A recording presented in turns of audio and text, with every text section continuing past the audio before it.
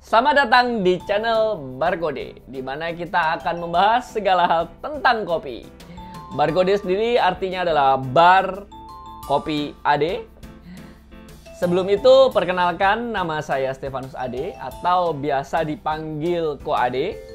Thus, nama Barcode juga bisa berarti barnya Ko Ade. Saya adalah seorang coffee enthusiast yang mengenal kopi.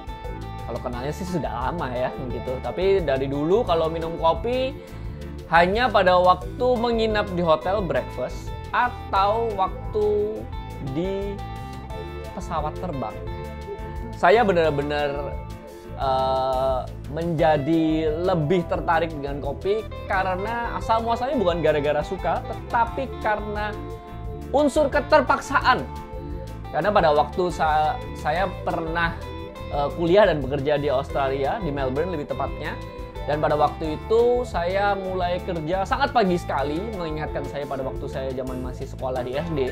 Bangunnya jam 5 pagi, udah mesti nyampai di tempat kerja, yaitu pekerjaan saya dulu adalah nawarin kredit card kayak di mall-mall tuh yang biasa kita lihat gitu ya. Tapi waktu itu saya kerja di airport. Jadi saya harus terlihat fresh, saya harus terlihat hidup.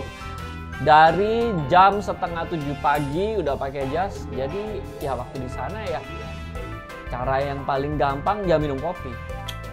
Cuman sebetulnya saya ini perut saya tuh lactose intolerant. Ya bagi kebanyakan orang ya pertama kali minum kopi pasti apa? Pasti pakai susu dong. Jadi meskipun saya lactose intolerant, pilihannya adalah saya terlihat kayak zombie atau saya sakit perut. Untuk ya paling sekali juga mohon maaf, sekali ke belakang juga udah selesai. Jadi saya memilih untuk minum kopi. Kopi pertama saya dulu adalah cappuccino gulanya 2 guys gitu. Kalau sekarang sih pikir-pikir agak lucu ya. Jadi itu lebih ke arah kayak minum susu yang beraroma kopi, susu manis gitu yang beraroma kopi. Dan bagaimana perjalanan kopi saya dari yang seorang tukang jualan credit card yang lactose intolerant, yang minum kopi pakai susu gulanya 2 guys, sampai menjadi seorang coffee enthusiast yang tanpa saya sadari sudah berlangsung selama 12 tahun guys. Gila, satu putaran show udah muter balik lagi gitu ya. Jadi tepat tahun 2024 ini kira-kira 12 atau 13 tahun gitu.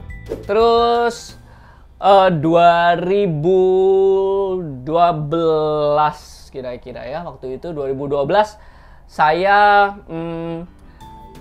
waktu itu posisi masih di Melbourne, Australia. Tapi sudah ada nih bayangan nih, kelihatannya tanah air memanggil gitu. Waktu itu seiring dengan berjalannya waktu dan kecintaan saya tentang kopi, saya menyadari satu hal gitu.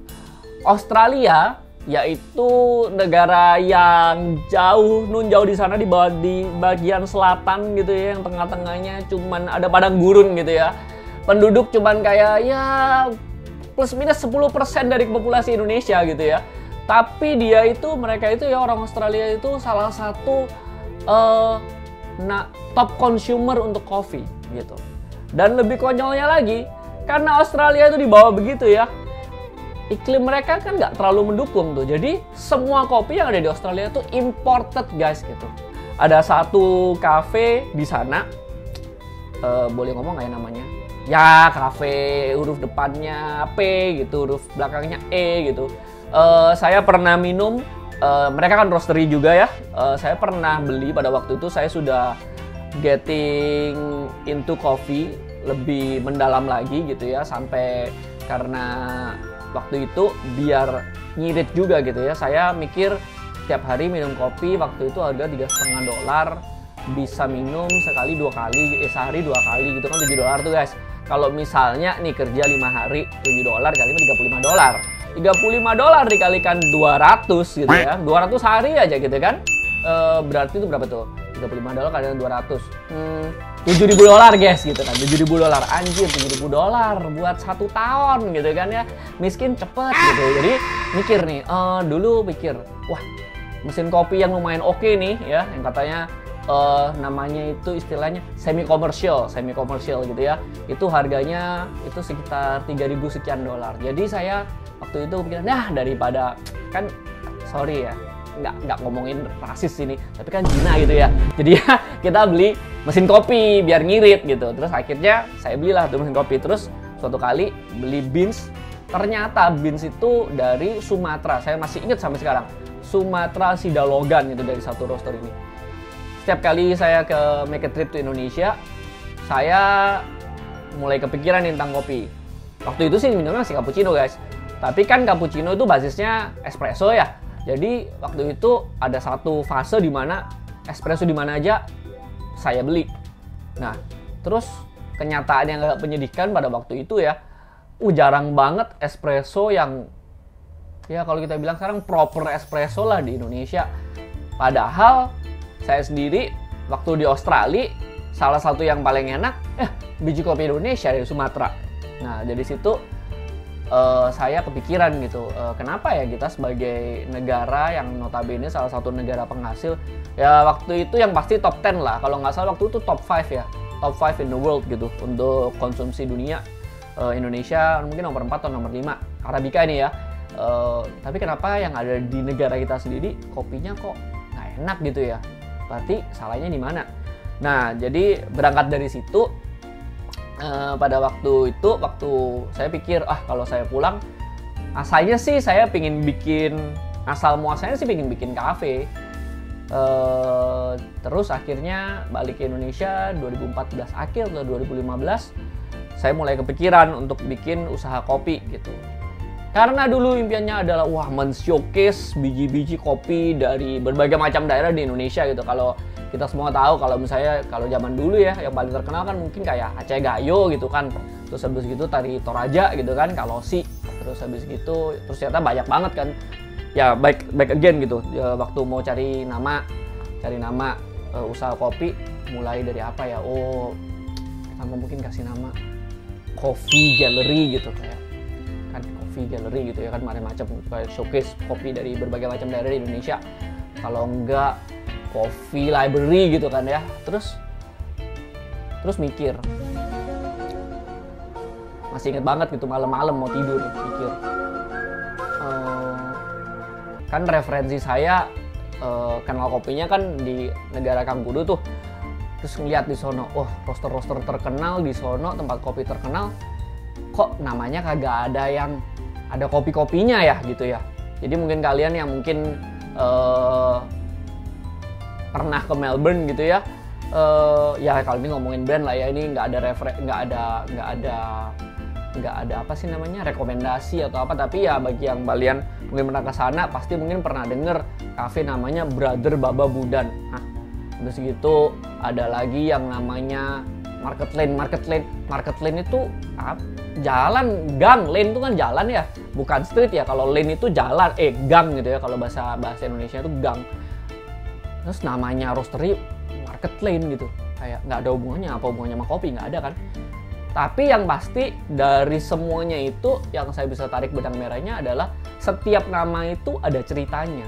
Jadi dari foundernya yang bikin bisnisnya itu mempunyai cerita tersendiri. Jadi karena manusia menurut saya tuh suka banget ya main namanya cerita gitu ya.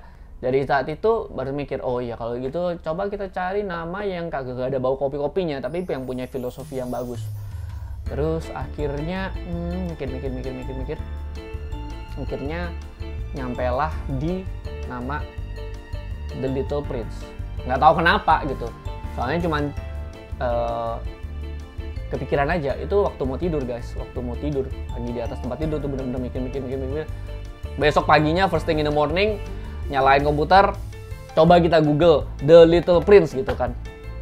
Ternyata The Little Prince itu ada ceritanya guys, ada buku. Bagi kalian mungkin ada yang tahu ya, Little Prince itu ada buku cerita anak-anak gitu. Asalnya dari Perancis. Menariknya pada waktu di Google The Little Prince, yang keluar itu adalah quote-quote dari buku tersebut. Dan quote-quote-nya sangat-sangat menarik.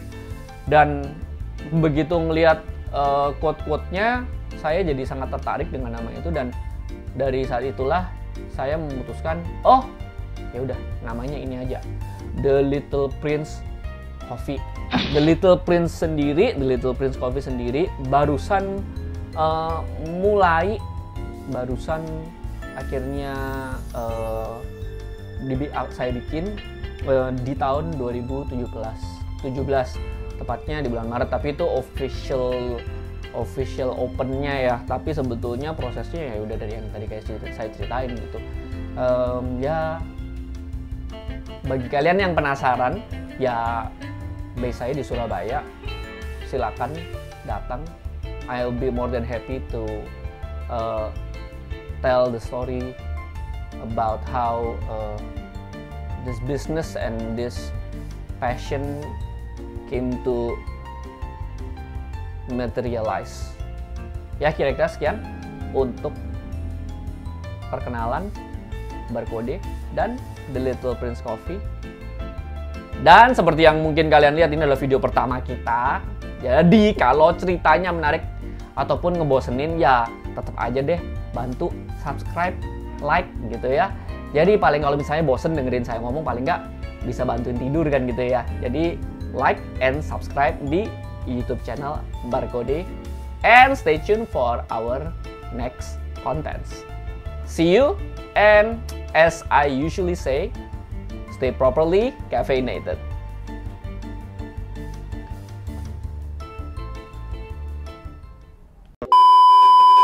Welcome di channel Barcode. Salah. Goblok. Saya pertama kali ngomongnya apa ya? Selamat datang. Welcome to